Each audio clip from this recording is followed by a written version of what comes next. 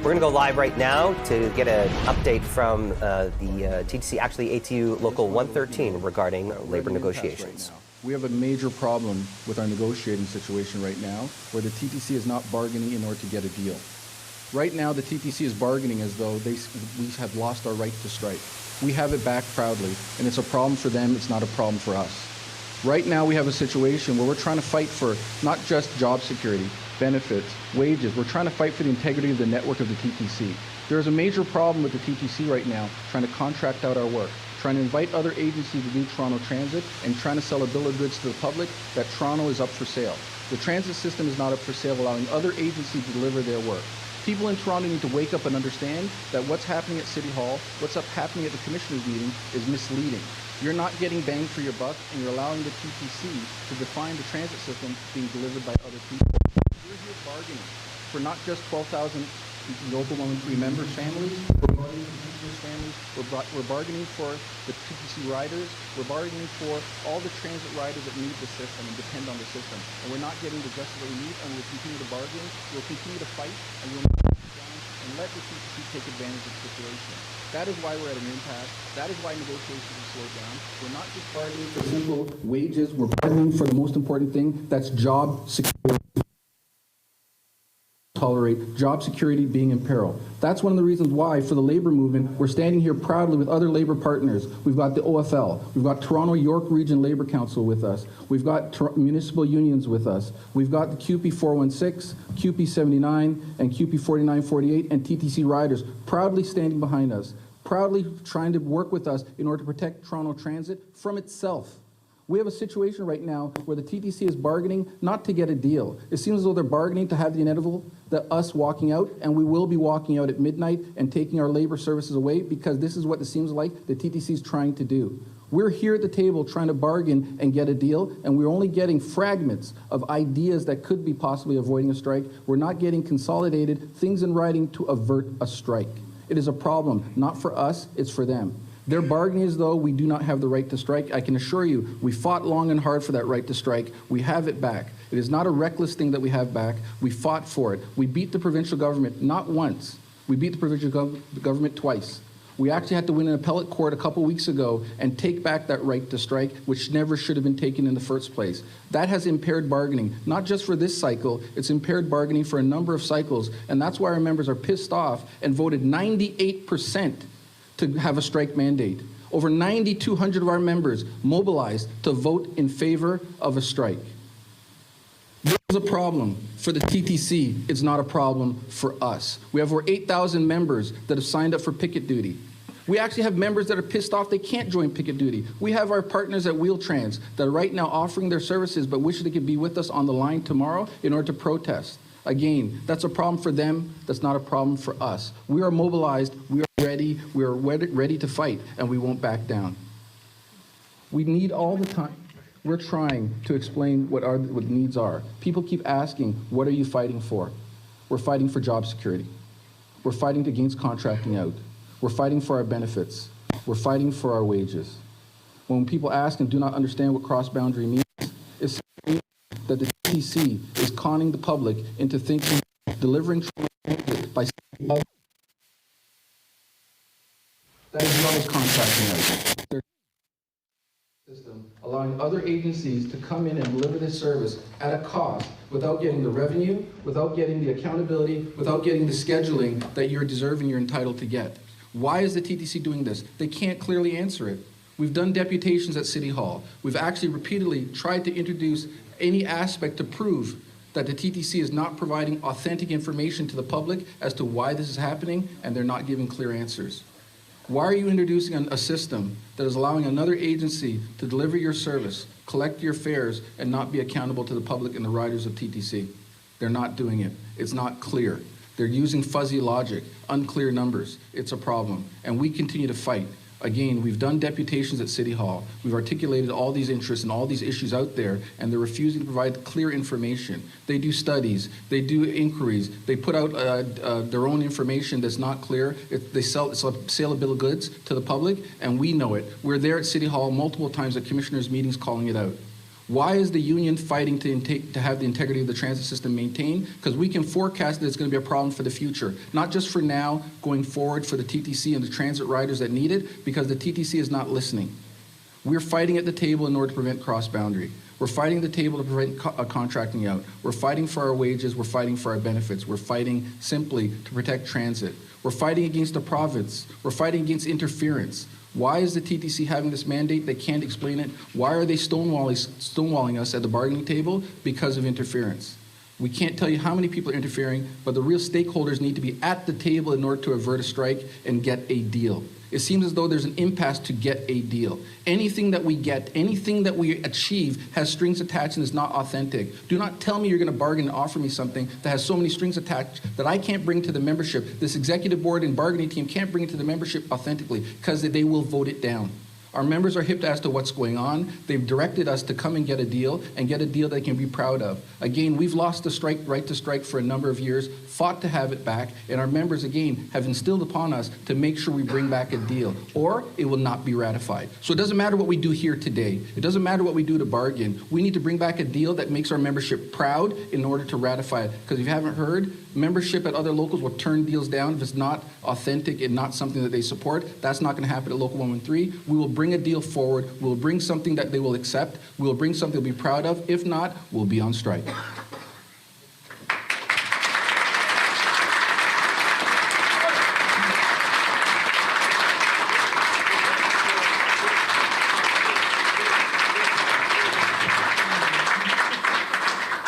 I want to thank our labor partners for being here, and I invite Laura Walton from the OFL to come up and say a few words. Thank you. Yes, thank you. Good morning. You know, it's really no surprise that I'm here back at the Sheridan talking to folks about a boss that is not doing the right thing at the table and trying to weasel their way out of a good deal for the workers, but more also for the people of Toronto. The TTC belongs to the people of Toronto, and that we all need to remember. This morning I heard Councillor Brad Bradford talk about the confidence he has that there's going to be a deal at this table. Perhaps there isn't communication coming from this table back to the councillors, because I call on the councillors to be making phone calls now, to be clearing the way, to bring that confidence that you feel that you have while you're on air and bring it to this bargaining table. These workers lost the right to strike for 12 years, but they didn't just go to sleep. For the last 12 years, they have been building the power that they needed. They were building the solidarity that they needed. And on behalf of 54 unions and 1 million members, I stand here proudly in full support of what ATU 113 needs to do in order to ensure that the jobs remain with ATU 113, that the workers are paid what they need in order to survive and live and keep roofs over their head in Toronto, and that we are respecting the great public service that we have. Now, for many people, they're going to say, well, this is just about people who ride the bus. All right, let's see how you feel tomorrow morning at about 7 a.m. Because the fact remains is that these amazing men and women move over 1.5 people a day in Toronto. And when they are moving 1.5 million people, it allows for everyone else to continue moving as well. And so I call on the TTC, I call on Rick Leary, who is making an extraordinary wage and saw double-digit wage increases. The time is now. They are ready. We are ready as an organization, as 54 unions, millions of workers standing here proudly, and we only represent so many more that cannot be here with us today. We will always fight for workers, because when workers win, we all win. It is time for the TTC to do the right thing, get to the table, and let's get a deal now.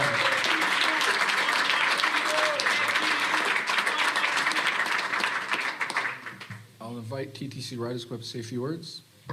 Thank you, Sheila. Thank you. I'm a little sweaty and disheveled because I had to run here because there was a subway delay this morning. And whose fault is that?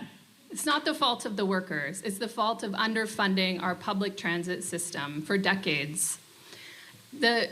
No transit rider wants to see a strike. The stakes are incredibly high, not just for transit users, but for everybody in our city. Traffic will grind to a halt tomorrow if there is a strike. Last night, I was at a community meeting in Jane and Finch talking about how a strike would impact people. Someone said, I have a specialist appointment on Friday. If I try to cancel it, I'm going to be charged a fee and I won't be able to reschedule it for months. People aren't going to get to their jobs. They're going to lose money. Daycares might be impacted. The impacts are very, very serious, and that's why it's so outrageous that a deal has not been reached. And that's why TTC Riders is calling on every transit user to pick up the phone today, call Mayor Olivia Chow, call your city councillor, call TTC CEO Rick Leary, and urge them to negotiate a deal to avert a strike. Workers are going to be blamed tomorrow if there is a strike. But who's really to blame for the issues that they're fighting for? It's decades of underfunding of our public transit system. Premier Doug Ford just gave away $225 million to the beer store. That's enough money to increase much more service on the TTC. 6-minute streetcar network, 6-minute or better subway, protect Wheel-Trans service from cuts. He's also looking at privatizing the LCBO. That brings in $2.5 billion a year to our province. That's enough to keep the TTC in a state of good repair every year. Prime Minister Trudeau has not invested in the subway cars that the TTC needs, and we are going to see more and more subway delays in the future. The underfunding of our public transit system is the cause of the delays we're seeing on the TTC, not the workers. What are workers fighting for that matter to transit riders? Why am I here today representing transit riders? They're fighting to protect TTC service levels, cross-boundary service integration. What does it mean for transit riders? For workers, it means job security. For riders, it means there's 2 pilot routes, Dufferin North and Burnham Thorpe. The TTC plans to cut TTC buses on routes that are served by other agencies. Well, I don't know if anyone here has had to rely on York Region Transit, but it does not come as frequently as TTC service, and that's what it's about. It's about guaranteeing TTC service levels within Toronto, and also about accountability. Toronto Transit riders can't go to York Region and ask them to increase service. It's just not going to happen. So this is about protecting TTC service and accountability for riders. At the same time, at last night's meeting in Jane Finch, people understand the value of good jobs. They understand the danger of contracting out. An entry-level job at the TTC is a pathway to getting a skilled trade, and people understand the value of that. Transit workers have worked throughout the pandemic. They work on holidays, they work on winter storms, and transit users value that work, and that's why we're urging everyone to please contact the Mayor, CEO Rick Leary, and urge them to negotiate a deal today. Thank you.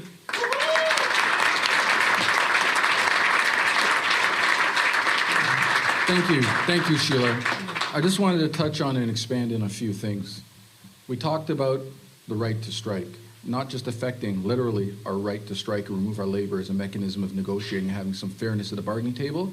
It has affected every aspect of relationship with the TTC. We inherited a system where they forced us into litigation for everything. Just short of negotiating our right to oxygen and sunshine, this company forced us to litigate every single grievance, every single nuance to the collective agreement they could exploit. They would say, send it to arbitration, and it cost us. In 2020, we spent over $7 million in litigation against the TTC as a union. In 2021, we spent over $7 million again in litigation against the TTC. Those things have changed now, slowly, but we've inherited a culture where they just exploit the legality of not having the right to strike to address these concerns at the bargaining table. Well, guess what? Now we can. That's why we're at an impasse, because we're fighting with fairness at the bargaining table, and things can't get done because they're still acting as though we don't have that right. Well, that right will be exercised in less than 24 hours. We're going on strike not just for our job security. We're going on strike for the dignity of being transit workers and representatives to protect our local, protect our membership riders, our membership, our families of our members, pensioners, in order to have that dignity at the table. It shouldn't be a cost. It's something about a relationship. That relationship is broken. That's broken because of the culture of what we've inherited for so long with the TTC. It's not getting any better. Whatever it takes to get better, bring it to the bargaining table and do something about it. We're tired of just words. We need action and something tangible to take back to our members signed that can prove that there'll be some assurance that we can take to our members that their job security will be respected, that they don't have the threat of somebody coming on the job and looking at investigating and tendering a bid in order to take that work from them, sometimes at a cost. We've proven that the TTC has taken jobs from us that actually cost them money. I brought it up many times, and I'll bring it up again. 1810 Markham Road. Building code. They discovered that they could save $74,000 over 5 years to take that work from us. It took them more money in consultant fees and research to find that savings than they're actually going to realize tangibly. I brought that up to Mayor Tory at the time, and he dismissed it saying, sometimes, Marvin, it's not about savings, it's about flexibility. That's the kind of stuff that pisses us off when we're trying to fight for our jobs. We're actually taking opportunities for people to enter the workforce, upgrade their skills, and move on to greater positions within TTC. They brag and they tout how they have opportunities, equity, inclusion, and giving people opportunities. That's garbage when they're actually taking those opportunities and giving it to for-profit agencies to take that work from us. And you wonder why we're pissed off. These are the things that we deal with that we're trying to address at the bargaining table, and they're not listening to us, but they're going to listen tomorrow. These are the things that we're trying to address at the bargaining table, that now having that right installed, that we can try to address to protect our membership and also to protect the dignity. We don't want to hear their thoughts and their well wishes. We need things tangibly on the table to protect our work, protect our members, protect our families. And that's what we're looking to do. It's not going to stop. Well, transit's going to stop tomorrow. Without any action from the TTC, and whatever it takes to get somebody at the table, we implore the city, the province, anybody, in order to get involved, bring the resources to the table. We've said it multiple times. You want to avert a strike? Then do something about it. Our positions are established and clear. We're looking for job security. We're looking for protection against contracting out. We're looking for our benefits, our wages. We know what our value is to the city. We're aware of it. We're hip to it. And guess what? We're going to fight for it. For too long, we've fallen behind where the TTC was able to exploit not having the right to strike and keep us keep and diminish our opportunities and our value. We will not be silent on that. We will fight for that, and we will be recognized at the bargaining table as equitable partners delivering transit, and without it, the transit will not move. So I want to thank everybody for being here. I want to thank the bargaining team, the executive board, for being here and sharing with us in giving us the wherewithal in order to find what we need to find and negotiate and bring things to the table in order to fight for our members. We appreciate our membership out there. Today we have some of our executive board here, our job action committee here, people out there mobilized to fight. There's a reason why you saw those practice pickets. We're signifying getting prepared to mobilize, that we will have a seamless transition into going on strike. We're prepared to go on strike. I keep hearing everybody saying there's going to be a deal. Don't worry, don't worry. There's a reason why Local 113 has been mobilizing for the longest while to prepare for the strike, because we're ready to pull the pin and take care of what we need to take care of. It doesn't have to happen if they come to the table, but without that being at the table, transit will not move. So thank you for everyone for your time. I want to thank our labor partners for being here as well. Thank you, everybody.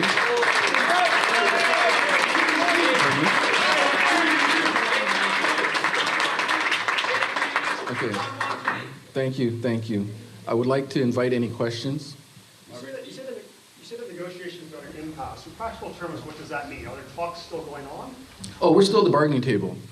We invite any opportunities to discuss, but there's no point discussing something if we're not actually doing something about it. We're tired of talking, right? Which means what, their offers are not good enough? Is that what you're saying? The offers have strings attached. It doesn't matter what they're offering, but if and when it comes to actually signing a deal and you're looking at the paperwork and there's things there, we actually had things fall apart in less than 24 hours. We had deals and opportunities provided to us, some assurances 48 hours ago, that there was some framework to a deal that we could work on. And then we get to the table last night, and then it's absolutely upside down. It's like, what's this? Our bargaining team got pissed off. Some of them wouldn't even respond to, like, it was so, we're here ready to bargain, but we need another hand to bargain with us. We can't be one hand clapping. Marvin, given that you're still at the table and given the disruption that a TTC strike would cause to people in this city, why not keep negotiating past the deadline if you're still talking? Well, we're talking, but we need something to be done. I get it, we're talking, but that does not have any sort of real impact if they're not actually willing to sign off on it. far too often, whenever there is a proposal, too many phone calls have to be made to too many stakeholders to get something done. The people at the bargaining table, whatever work that they're doing, that's great, but when it comes to so many things and checks and balances to get things done, we need the people actually bring the finance department here, bring whatever stakeholders here, bring whomever it is from the province dictating things, whatever's going on, bring them here, right, to get something done. The problem is we're not getting the assurance that we can get whatever we need to have the job security provided here at the table. And whenever there is movement and progress, it has so many things that are strings attached that undermine the value of what they're offering. We're experienced people trying to address these things, and if it's not being addressed, we walk. So are you ruling out talking past the deadline no matter what negotiations are at? What we will do is do the right thing in order to try to negotiate a deal, but if a deal is not in place by midnight, we will not be operating vehicles. We do have a framework in order to not have service cease immediately so that people can get home, right? Going up to the subway closures, but at the same time, you will not have reliable transit tomorrow. Sorry, somebody had a question on the right? Sorry, just like, do you think that the province will step in? I mean, are you considering that too, and maybe legislate you back to work as early as Monday? We'll cross that bridge when we get to it, but that's not going to deter us from doing the right thing. Again, we've taken on the province and won, and I can assure you with the labor partners behind me, if there's a fight coming, we'll be ready.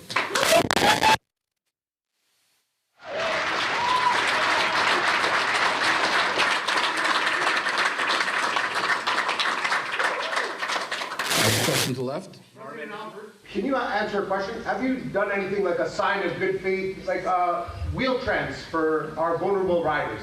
Is there anything you can talk about that? Well, we have signed an agreement in order to make sure vulnerable individuals that depend on the wheel trans service is available to them. We're very much aware of the need for wheel trans in order to have people have medical appointments, critical care being available to them. But at the same time, believe it or not, some of our wheel trans members are so inspired that some of them are pissed off that they can't join us on the line. They'll be there in spirit. We've heard it from our shop stewards. We've heard it from our Job Action Committee and other members that they wish they could be out there because our members are pissed off. Everybody wants to mobilize. Again, 98% of our members voted in favor of a strike. That includes wheel trans. They want to be out there, and they've directed, and some of them in volume that I'd rather not like to say, that let us know they want to be out there. They're pissed off. They want to take action. They want to be with us, mobilized to be on strike. Our members are jazzed up to be out there to fight, and they will be with us at least in spirit. Thank you. Yes? You said that the provisions you've been getting are coming with strings attached. Can you give an example, a concrete example of that? So when we're asking for protections, let's say for cross-boundary, and we're looking for protections where we know that there's pilot projects and other things that we're trying to protect things from it, they let us know with these assurances that this may not happen or be limited, but then they do not want to clearly define how it will be tracking elsewhere. We know that if we sign a deal and we don't make it clear, they will exploit it and make sure they go in other areas. And what's the deal worth? If you give a penny and you lose a pound, it doesn't make sense to do it. So we won't sign that deal and then be in court in litigation to fight for what we already own. We're tired of doing that. We've done that so many times. The employer, the lack of faith and trust is not there because they exploit litigation every single time. So when we have a deal, and if there's any sort of nuance they could exploit, they barge right through it and force us to litigate what we already own. That's why our legal costs are so high, and that's why they do it, because they have the unlimited resources of the province, unlimited resources of the city to litigate against us. And that's why we have our members' dues to fight, and I'm proud that we have those resources. Without it, we wouldn't have had to we beat the province. We beat the province so badly that they actually have to pay our legal costs. And now we beat them in appellate court, and guess what? They're going to pay us again. Marvin, you said that the TTC is bargaining like you don't have the right to strike. Is that them saying that we'll just wait for the province to step in? No, what I'm saying is culturally, that when we've had many rounds of bargaining where they don't bring real resources or solutions to the table, knowing that worst case scenario, they go to the province, they go to arbitration, knowing an arbitrator will not deal with a number of things that have to deal with day-to-day labor relations issues, and only the high-level issues of a few core things, and wages is all that usually an arbitrator will deal with. What we have right now is an opportunity to go through every aspect of not just our collective agreement, but working conditions to make sure it's defined in a way that's respectful to members. When usually that they do not address these things through when we had lost the right to strike, they're used to that. Now it's as though it's an afterthought to take care of these things, but we're not going to back down. That's why we're dealing with a number of things that are directly relating to contracting out, directly related to job security, and we won't waver on that. Usually before, when the clock is ticking to go to interest arbitration, they know and take comfort an arbitrator would not deal with that in interest arbitration. So that's what we're talking about. We've defined what we want. They're not responding to that definition, and we will, with the clock ticking, it's either they step up, address it, or we walk. Marvin, the TTC chair had said earlier this week that he felt there was some steady progress at the negotiating table. You're saying there's major problems. Is there any progress on some of the major sticking points here? We've had talks, and again, up to last night, actually late in the night, they wanted to talk and try to address things, but we're tired of talking. I guess there's progress in their minds. Maybe they know where their end point's going to be. It'd be nice if they enlightened us. We're at the table trying to get a deal, and if they know something that we don't, bring it to the table. That's the problem. Whoever is giving the direction, in whichever way, bring it to the table. Thoughts and great consideration for what might happen, well, it's happening right now. And we need the TTC to provide everything at the table now, because the clock is ticking. But the clock is ticking on them, not us. We've defined what we're doing. We are walking. Tomorrow you will not have transit service. So if there's something in the background that's going to happen and people know behind the scenes what is available to us, it'd be nice if they let us know. When will people know if you are going to strike? Well, I think at midnight, again, if there's no deal, we're going on strike. At this point, is there enough time to reach an agreement? I share your concern.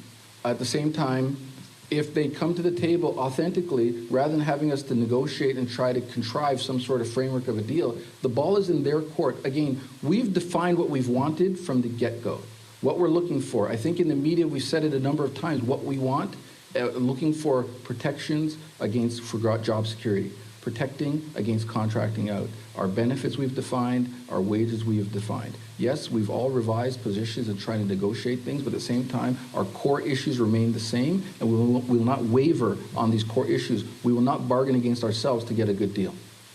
Yesterday, there certainly seems to be a lot of talk from the TTC's point of view, from the chair's point of view, that there is optimism, that a deal's going to get done. Yesterday, I spoke to the TTC spokesperson. He said that they believe that there was a lot of goodwill at the table. Just sitting here, it doesn't seem like there's a lot of goodwill. Is that goodwill still there enough to get things moving? Maybe he should come to the bargaining table and share that goodwill or whatever he knows that we don't.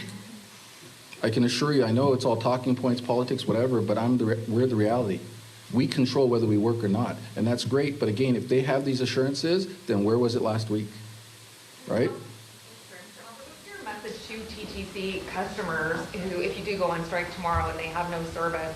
So we heard from the representative from TTC riders, the workers might get blamed for this tomorrow. You already have a lot of frustrated TTC customers on a daily basis because of service disruptions. I'm not saying it are your fault, but there's going to be a lot of frustration tomorrow. People can't get where they need to go. What is your message to those customers?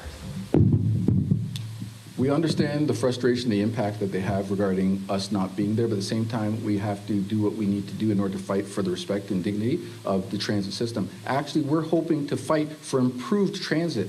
Actually, our fight is for everyone. Again, I said it earlier that we're trying to fight for 12,000 families, our pensioners' families. We're actually fighting for the integrity of the network and the ridership. So whatever we need to do to get through this time, actually we're fighting for a better transit system. We are actively fighting for better funding from the province, better funding from the federal government, better transparency regarding scheduling. We talk about cross-boundary. Cross-boundary is going to remove the control and the TTC having any sort of involvement in scheduling, fare collection, revenue. These are things the TTC is actively surrendering. So we are a union. Even though it's not our place to do it, we will still step up and fight for the integrity of the network. We're fighting for a better transit system as a result of this collective bargaining. We're fighting that you will have more reliable service that is under your control. We're fighting that the TTC will recognize and make sure that the transit that you pay for will be there. Because you're going to pay for it, but it's whether or not it's going to be there. They would rather take it where other agencies deliver your transit and they take it as a savings. But when you have something that's going on with that bus, and if you have a bus that should be a TTC bus delivering that service and it's a Mississauga Transit York region, which is subsidized for a profit, delivering that service, and something goes wrong, who's going to be accountable there? You're a Toronto resident, and you actually have to depend on another 905 agency to deliver your transit, be accountable for scheduling ridership, scheduling and making sure that the reliability of the service is there. You will not control that as a Toronto resident. You will not have that as a Toronto Commissioners Board. You've surrendered. You've given it up.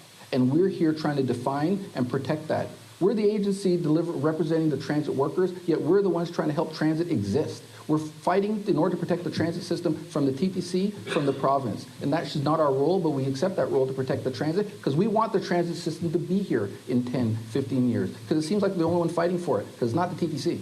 It's actually Local 113. Are you asking them to abandon cross-boundary service altogether, or is it that you would, if it is going to happen, you'd like it done in a certain way? Pardon me, sorry. Ultimately, we would like for that to happen, but we understand through arbitration, litigation, that and the City of Toronto Act has been interfered with, irresponsibly I might add, to do all these things. But at the same time, we want to make sure that the intrusion of other agencies does not happen to the point where it will interfere with the reliability and the actual transit system scheduling. So I just come back to the original point I made.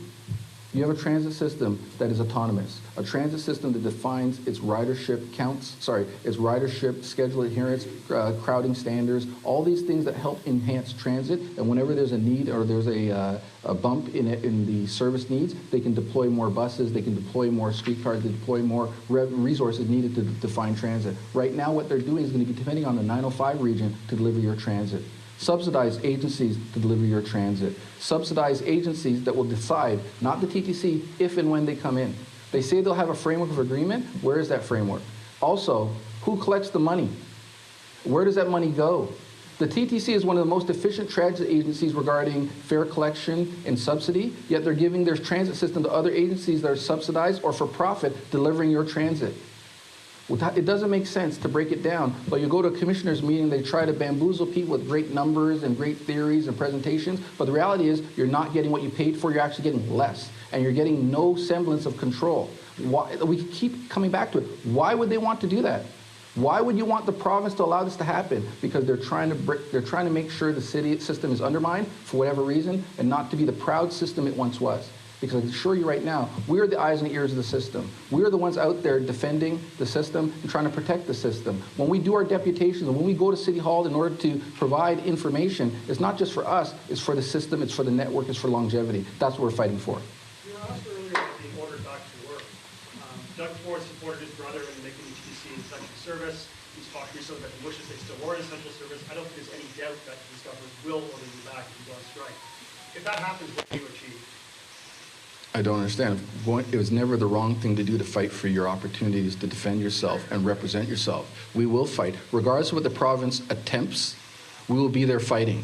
We will be out there making sure that we defend our opportunities to negotiate, to defend our opportunity to protect our future. So regardless of what the province chooses to do, we will still fight. We're not going to take that threat as a way of interfering for our goals. So whatever the province attempts to do, we will be out there fighting for our members. Aside from the subway with wheel trans agreement, is there a full withdrawal planned if you were to strike at 12:01? Outside of those agreements, it's a full withdrawal at 12:01? So service will not move. What we're talking about with the subway is being able to wrap up the subway after 2 a.m. and then making sure that people that might be in the system can get home. So we have a framework to respect the people out there that need to get home. We're not trying to harshly remove the service so that people are stranded and abandoned. We've called out that service will stop at midnight, but we know there might be people that are actually in the system at midnight that still need to get home. Outside of that, yes, service will be withdrawn. Does that include buses? Buses, streetcar, again, back to the original point. We are saying that subway service wraps up after 2 a.m., right? So there are people that will be in the system needing to get home. We are doing our best with a framework to make sure those people can attempt to get home. So no, they're not that everything will shut down at midnight, but we are doing our best to signal, if you don't have to be in the system at midnight, why would you enter the system? But if you're caught out there, that we're doing our best to make sure a few people get home. We know people may be vulnerable out there needing to get home, and we're trying to attempt to make sure they're accommodated, but not as an expectation. We're making sure, other than that, you'll have a full service withdrawal. Again, with the wheel trans situation, I talked about the vulnerability of people needing to the system, whether it's for medical care or critical life-saving care, that's fine. But outside of that, you will have a full withdrawal service. Will you and your team be at the table to the last minute to try to strike a deal with the employer? We will do everything we can to get a deal. We will not abandon bargaining. What we're doing is signaling that we will not allow the TTC to exploit us any further. So we will be at the table bargaining as much as we can, but at some point in time, a line needs to be in the sand, and we're putting it there, and we'll be moving our services tomorrow. How much did the TTC not spend on maintenance on the Scarborough IRT prior to the derailment? I think it was over $50 million that we caught them not spending in our presentation. There's a problem with accountability. How can the TTC get away with this? You have a derailment of the RT. You have a situation where we, as laborers, found money that they did not spend. Who is holding the TTC accountable? Because apparently it's not happening now. You have a situation where they're underfunding capital projects that should be happening, where they have the money to actually spend in there to prevent these things happening. They're not doing. The accountability is not happening. All right, thank you. Any other questions? Thank you for your time.